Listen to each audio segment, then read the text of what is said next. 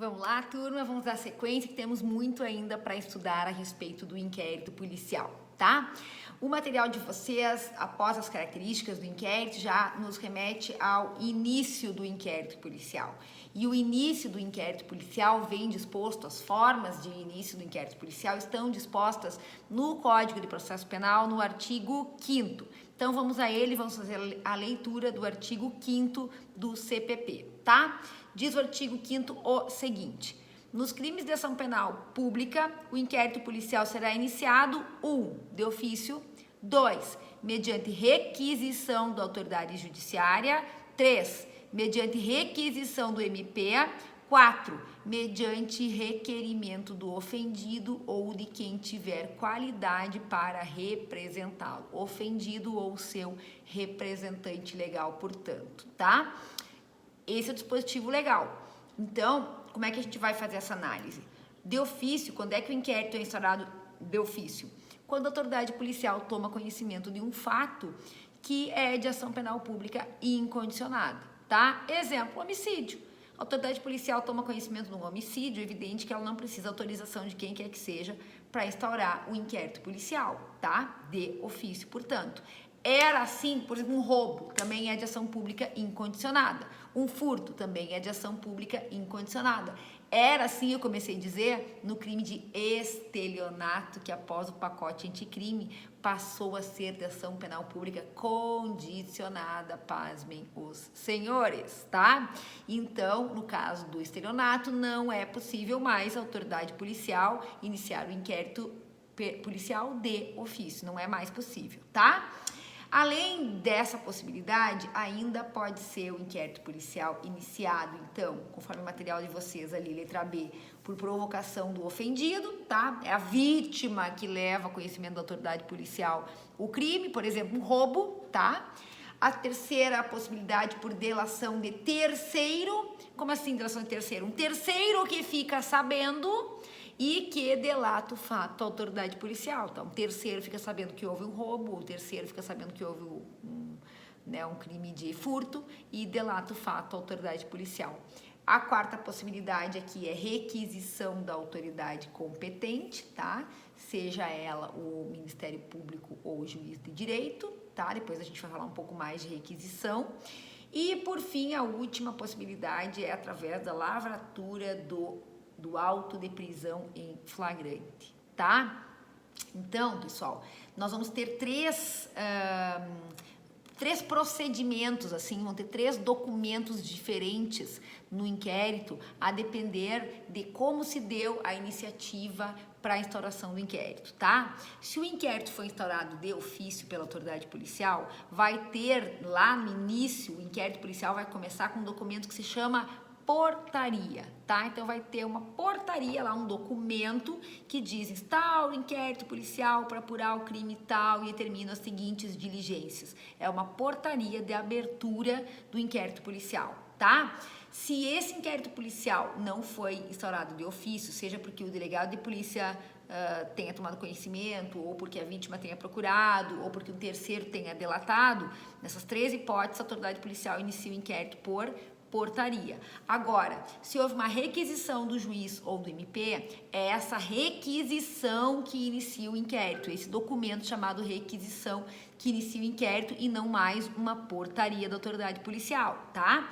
E no caso da lavratura do auto de prisão em flagrante, o inquérito policial vai começar com o auto de prisão em flagrante e não com uma portaria. Entenderam? São 3 documentos diferentes, são várias possibilidades de iniciativa para a instauração do inquérito policial pela autoridade policial, mas são 3 documentos distintos. Portaria, quando é a autoridade policial que instaura de ofício, seja porque ela tomou conhecimento, seja porque uma vítima levou o conhecimento, seja porque um terceiro delatou o fato, tá? Segundo documento possível, uma requisição, que vai ser um documento que o MP vai dizer, olha, senhora delegada de polícia, senhora autoridade policial, requisito a instauração do inquérito para apurar o crime tal que chegou ao meu conhecimento, tá?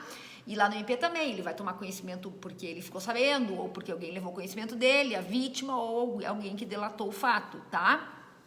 Ou a autoridade judicial também pode requisitar e aí vai ter o mesmo documento, uma requisição, Ou o terceiro documento que pode dar início ao inquérito policial vai ser o próprio auto de prisão em flagrante, que é quando alguém é apresentado na delegacia, preso em flagrante, seja preso em flagrante pela Polícia Civil, seja preso em flagrante pela Brigada Militar, seja preso em flagrante por qualquer pessoa do povo, porque vocês devem saber já a essas alturas que qualquer um do povo pode prender em flagrante. As autoridades de polícia judiciária devem fazê-lo, né?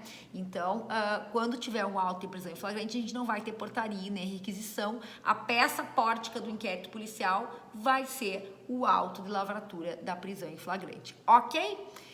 Dito isso, pessoal, vista essa questão, então, da instauração do inquérito policial, de como que ele se inicia, no artigo 5º tem um parágrafo 1º que fala assim, ó: o requerimento a que se refere o inciso 2 conterá sempre que possível. Que requerimento é esse que a lei está falando?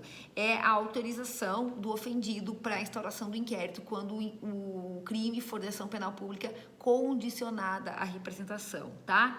E aí vai ter ali letra A, B e C são aquilo que deve conter nesse requerimento. Mas a lei diz sempre que possível. Então, esse sempre que possível tem sido bastante relativizado atualmente. Esse sempre que possível é entendido assim, ó, inclusive pela jurisprudência. Tem alguma manifestação da vítima que diga que ela quis representar? Chega. Tem lá um xizinho da vítima num documento qualquer lá no inquérito que diga que ela quer representar? Sim ou não? Tem um xizinho no sim? Já é o suficiente. Tem a oitiva dela, uma oitiva da vítima lá no inquérito que diz: desejo que o sujeito seja processado, o autor do crime, mesmo que não saiba quem é, quero que seja processado, quero que tenha processo, qualquer coisa, qualquer manifestação inequívoca da vontade da vítima já é suficiente, tá? Inclusive tem manifestação jurisprudencial no seguinte sentido: se a vítima, no momento da ocorrência, se ela fez o registro de ocorrência do fato, já significaria que ela quer ver tomadas as providências pelo Estado. Mas aí, claro, vai depender, né, pessoal, porque uma Maria da Penha, por exemplo, ela pode fazer o registro para pedir medidas protetivas, mas não querer ver processado o indivíduo, tá? Então, a regra é essa. Tem que haver, de qualquer maneira, tem que estar inequívoca a demonstração, então, da manifestação da vítima para fins de não configurar até mesmo um abuso de autoridade por parte da autoridade policial que instaurar esse inquérito, tá? Outra questão importante aqui, ó. A autoridade policial, a vítima foi lá e denunciou o crime. E a autoridade policial não quis instaurar inquérito. O que diz o parágrafo 2º?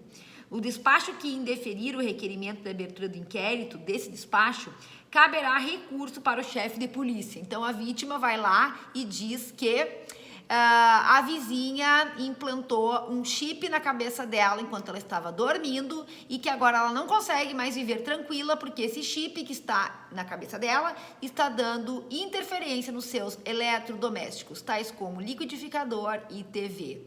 Esse fato é verídico, tá? A autoridade policial fez o registro da ocorrência, porque com louco a gente não discute, é melhor fazer o registro da ocorrência, né? Aliás, registro da ocorrência é um documento unilateral, a pessoa vai lá e diz o que ela bem entende, né? Claro que depois, se estiver mentindo sobre a autoria de um crime ou sobre o crime, poderá incorrer num crime de falsa comunicação de crime ou mesmo denunciação caluniosa, se informar quem foi o autor de um crime que sabe que não aconteceu, tá? Mas a questão é, a autoridade policial vai fazer o quê? Vai arquivar essa ocorrência, não vai instaurar inquérito policial nenhum, né? A vítima vai ficar enlouquecida e pode fazer recurso, então cabe um recurso, parágrafo 2º do artigo 5º, para o chefe de polícia. Aqui no caso do Rio Grande do Sul é uma chefe de polícia.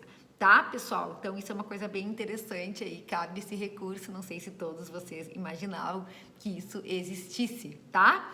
Mas, de qualquer maneira, então, fica a autoridade policial pode indeferir, pode não instaurar inquérito policial, pode, né? Em hipótese ou entender que o fato é atípico, evidente que a autoridade policial não vai instaurar inquérito, não vai gastar dinheiro público, não vai movimentar a máquina do sistema de justiça que é tão pesada, morosa, cara, para investigar situações que desde o início, ab início, se sabe que não constituem, não tem justa causa para a instauração de inquérito policial, ok? prosseguindo aqui no artigo 5º, eu ia falar da denúncia anônima, mas vou prosseguir a leitura e depois eu falo da denúncia anônima, tá? Parágrafo 3º. Qualquer pessoa do povo que tiver conhecimento da existência de infração penal em que caiba ação pública poderá, verbalmente ou por escrito, comunicá-lo à autoridade policial e esta, verificada a procedência das informações, mandará instaurar inquérito, tá?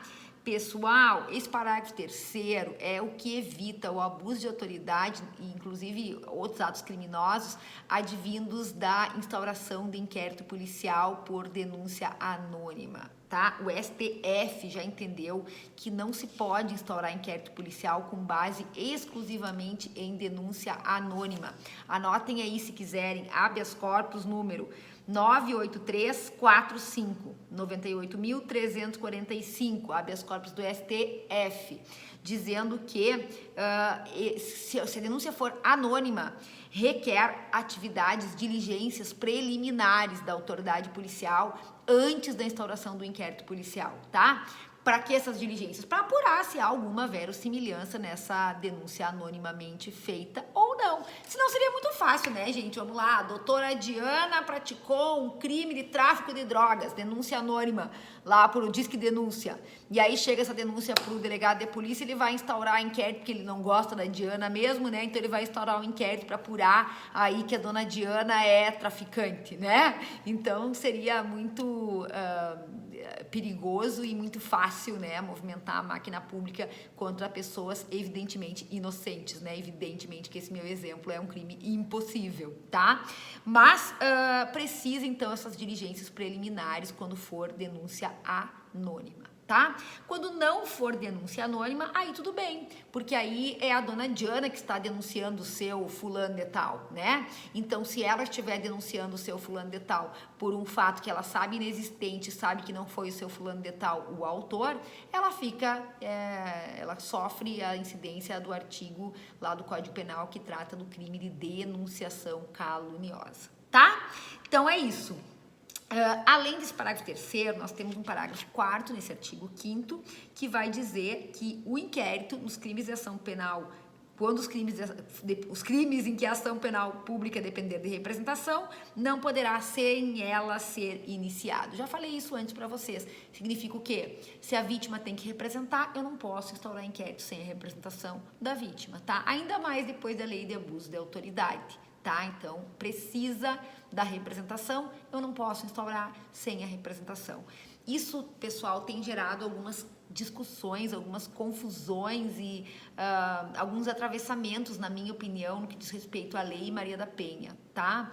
A Lei Maria da Penha, e o próprio STF já entendeu assim, que os crimes de lesão corporal são de ação penal pública da Maria da Penha, são de ação penal pública incondicionada. Tudo bem, quanto a isso não tem nenhum problema. Então, se eu souber que o Joãozinho tá batendo na Mariazinha, eu posso instaurar inquérito policial mesmo que a Mariazinha vá lá dizer que não é verdade, tá? Depois nós vamos ter um problema seríssimo com isso, que é o seguinte, a Mariazinha vai lá depor e vai dizer que é tudo mentira, e eu não vou ter elementos suficientes para indiciar o Joãozinho, né? Aí, mas vocês vão me dizer, é só ir lá fazer o exame, eu posso pegar a vítima e obrigá-la a ir fazer o exame de corpo de delito, né? Um delito que deixa vestígio. Ou então, a vítima vai fazer o exame, nada impede ela chegar na frente do juiz ou na frente da autoridade policial e dizer, caí da escada, me bati. Então, quer dizer, o problema é maior do que meramente a questão do procedimento, né? Pois bem, com relação à lesão corporal, tudo bem, a gente já sabe que é de ação penal pública incondicionada. Agora, crime de ameaça é de ação penal pública condicionada à representação. Então, se eu souber que o seu Joãozinho está ameaçando a dona Mariazinha de matar ela, que ele da cadeia sai, mas que ela do cemitério não sai, por exemplo, tá? Eu não posso instaurar inquérito policial contra o Joãozinho. Por quê? Porque eu dependo da representação da Mariazinha. Se a Mariazinha chegar na delegacia e disser que quer processar o Joãozinho, ok, tudo bem, está... essa condição de procedibilidade tá ok. Agora, se a Mariazinha chegar lá e disser que não quer, eu não posso instaurar inquérito. Por que eu digo que tem havido algumas confusões? Porque tem entendimento de que, sendo Maria da Penha, tem que instaurar tudo. E depois ela que vá no juiz dizer que não quer, tá? Tem gente que entende assim, vocês vão ver entendimentos nesse sentido, tá? Mas eu entendo por conta do artigo 5º, parágrafo 4º do CPP, que é textual, expressa, de acordo com a lei, a necessidade de representação como condição de procedibilidade, tá? Tanto para a instauração do inquérito, quanto para a instauração da ação penal. O MP também não pode denunciar o Joãozinho, que está ameaçando a Mariazinha, se ela assim não o desejar. Ok? Para encerrar o artigo 5º, nos crimes de ação penal privada, a autoridade policial somente poderá proceder a inquérito a requerimento de quem tenha qualidade para intentá-la. É o mesmo procedimento da ação penal pública condicionada à representação. A vítima tem que expressamente se manifestar, tem que ser inequívoca essa manifestação para que possa ser instaurado o inquérito nas ações penais privadas. Ok?